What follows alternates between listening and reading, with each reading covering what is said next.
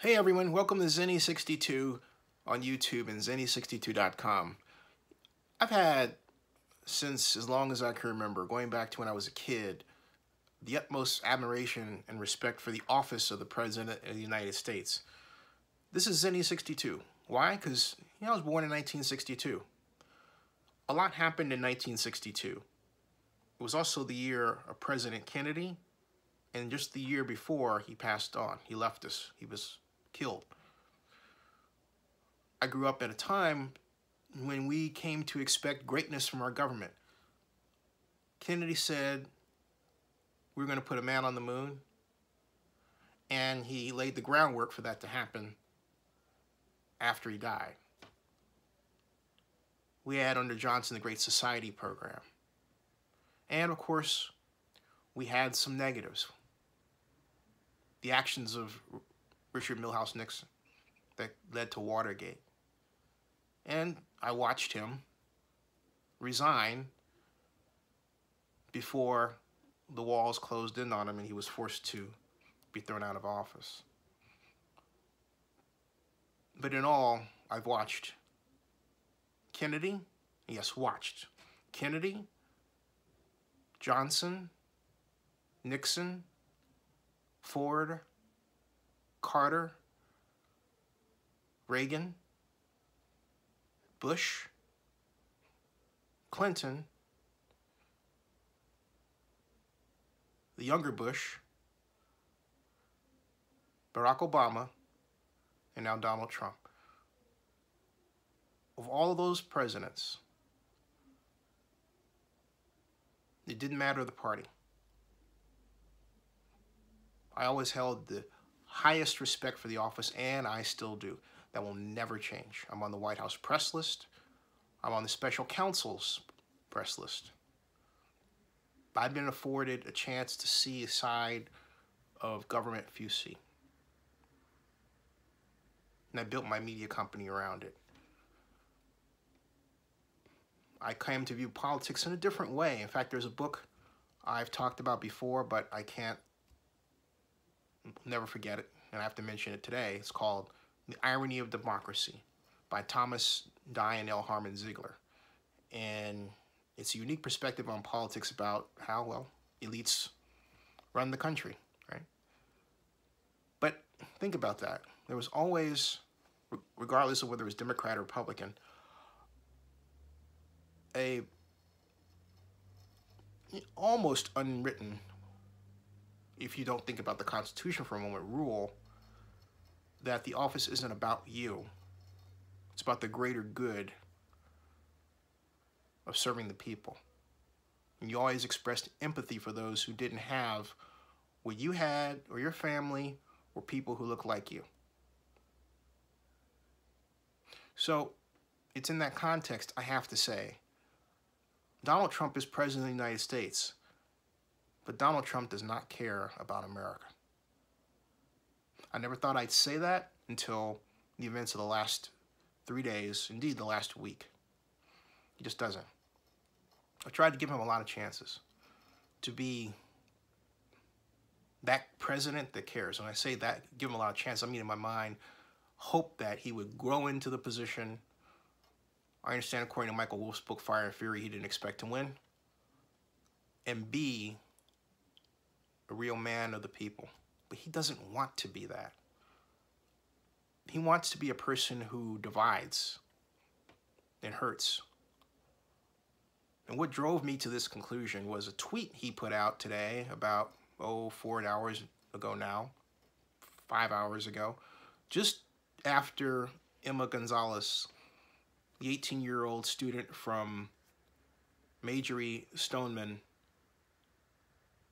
High School in Parkland, Florida, where the shooting occurred that killed 19 people, 17 people, made an impassioned speech for change, in part directed at the President of the United States.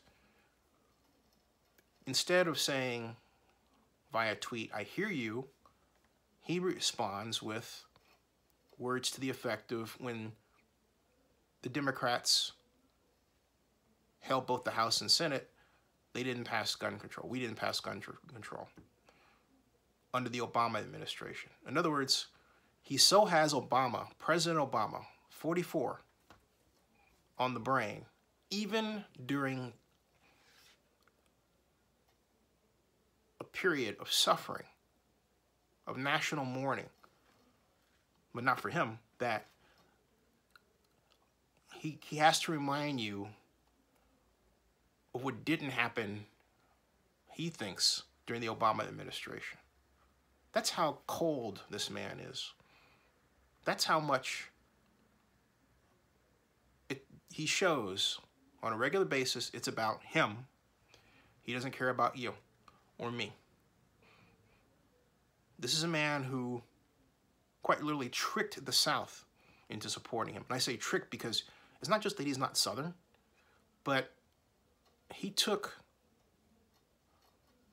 what are perceived to be commonly held stereotypical beliefs about the South, like being racist, and pushed those buttons and made them work for him. And then did everything he could to make sure that he divided us by language, calling Mexicans rapists, for example, or talking about my little African-American friend, or you get the idea. There's a litany of examples. And sadly, he's adding on to them. When will this stop?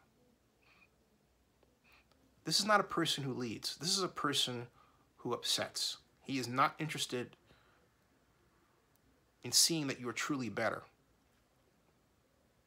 He's only interested in keeping your attention off what his family is doing to enrich themselves, off the negotiations they're making around the world, using their security clearances that they really shouldn't have. That's what they're really up to. It's about them. It's not about you. It's not about me. It's about America. It's not about grieving with those who've lost their loved ones, parents who've lost their sons and daughters in mass shootings. He doesn't care. He wants to make sure that those people who are insensitive, who say it's all that me generation that talks about wanting their guns, he wants to make sure that that minority, and it really is a minority out there, contrary to belief, is heard, even in death. As I've said to anybody who talks about gun rights in the middle of discussions of a mass shooting, why is it always about you? Donald Trump, have you ever seen him shoot a gun on a regular basis? No. Think about it. You haven't. So January 8th, 2015, he professed that it was quite the American thing to do to protest via flag burning. He said that on David Letterman. Then, the very next year, in order to become president and fool Southerners, a stereotype, he flipped the other way. When are we going to stop giving him a pass? We have to stop giving him a pass. And not only him, but those who are Republican, who are so hungry with power, so interested only in themselves, that they would give him a pass, that they would allow Donald Trump to, if you will, be Donald Trump. They have to stop too. This can't go on. We have to go back to the country we have been, that we were on our way to being. And in a lot of ways that we've always been, and that's caring about each other. Making sure that our fellow person, our fellow neighbor, was better off today than they were the day before. Donald Trump doesn't care about that. We can't let at all the character flaws that caused him to be that kind of person become the character flaws of a nation.